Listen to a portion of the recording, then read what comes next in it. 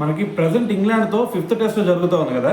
మరి ఈ ఫిఫ్త్ టెస్ట్లో డే 2లో చూసుకుంటే మనకి ఒక విచిత్రకరమైన సంఘటన ఎదురైంది. అదేంది, మనకి ఎప్పుడైతే డే 2లో మన వాళ్ళు ఆల్అవుట్ అయిపోయారో దాని తర్వాత ఇంగ్లాండ్ బ్యాట్స్మెన్స్ బ్యాటింగ్ వచ్చి వాళ్ళ ఓపెనర్స్ ఎక్సలెంట్ స్టార్ట్ ఇచ్చారు. ఒక రకంగా చెప్పాలంటే దుమ్ము దులిపేశారనే చెప్పాలి. మరి దీంట్లో భాగంగానే మరి వాళ్ళ ఓపెనర్స్ బెన్ డెకెట్ చూసుకుంటే కేవలం 38 బాల్స్లోనే 43 రన్స్ చేసి ఒక రివర్స్ స్కూప్ షాట్ ఆడిపోయి ఆకాశ్దీప్ బౌలింగ్లో ధ్రువ్ జురేల్ క్యాచ్ ఇచ్చి అవుట్ అయ్యాడు కదా. మరి అవుట్ అయిన తర్వాత సిచ్యువేషన్ చూసారా? సో బెన్ డెకెట్ భుజం మీద చేతులేసి కొంచెం సరదాగా స్లెడ్జింగ్ చేసుకుంటూ వెళ్ళినట్టు వెళ్ళాడు ఆకాశ్దీప్. సో దాని తర్వాత కేఎల్ రాహుల్ వచ్చి తను పక్కకి తీసుకెళ్ళాడు అనుకోండి. అయితే మరి దీని గురించే మనకి రిక్కీ పాంటింగ్ రీసెంట్గా రియాక్ట్ అయ్యాడు అనమాట.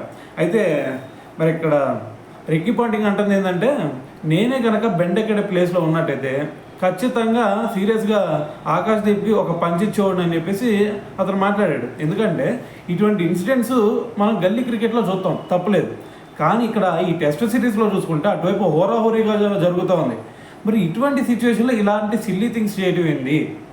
సో నేనైతే ఆ ప్లేస్లో ఉన్నట్టయితే ఖచ్చితంగా ఒక గట్టిగానే సమాధానం ఇచ్చేవాడిని. సో ఇప్పటివరకు బెన్ డెకెట్ నాకు ఒక బ్యాట్స్మెన్గా మాత్రమే బాగా ఇష్టం ఉండేది.